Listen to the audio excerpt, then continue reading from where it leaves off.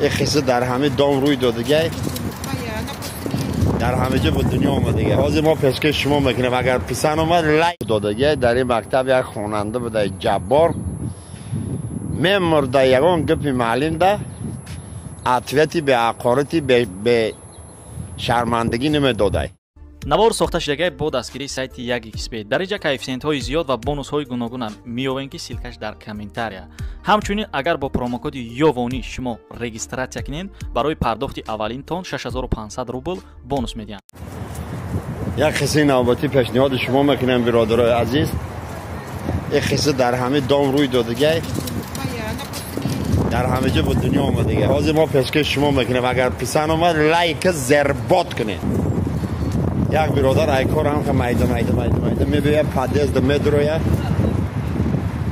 ки подъезд як занакак истаги лифт рӯй савор машхити ҳам занак як этаж намероянд свет мебура лифт кор намекуна дига ҳайрон меша.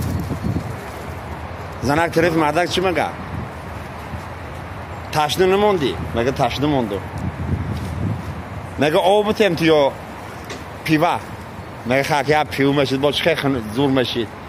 гуфта ликёр ҳам дорем ликёр брезм то гуфта ҳо ликёр боша ликёр брез гуфта бия секс кунем гуфта не дар ҳама ҳолат секс мефорта тагда гуфта дар подъезди мо ҳама кор виски писки баъди сексай.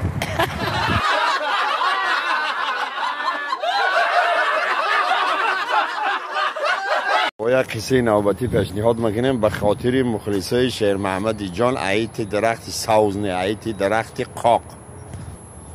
این واقعه برادرای عزیز در همین مکتب روح دادگی. در این مکتب یک خواننده بوده جبار میمرده یگان گپی معلم ده عطویتی به عقارتی به شرمندگی نمیداده.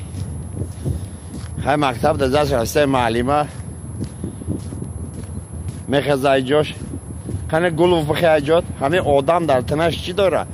گلوف میگه معلم جان آدم در تنش دست داره. گفته دست چی خدمت میکنه؟ خیلی دست برای خوردن برای درس تیار کردن برای همتری چیزا بشی 5 ملدست کنه سفر رفته بخیه باید خوانندگی میخزه پاچه معلم پاچه خیلی پاچه برای راه گشتن پاچه برای نمی یعنی کار و بار زندگی رو پیش بردن اصلا اونو پاچه معلم جان او خدازده جبار هم همه قفا دست میبرد داره.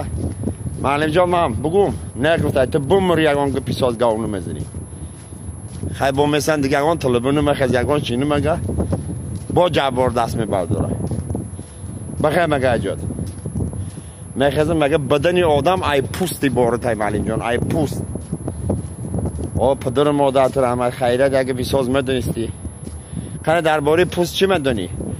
پوست معلم جان بدنی آدم میقپه اگر پوست نمیشید معلم جان ممکن که ما خواهیامونو در دست مانگلیست بگشتیم.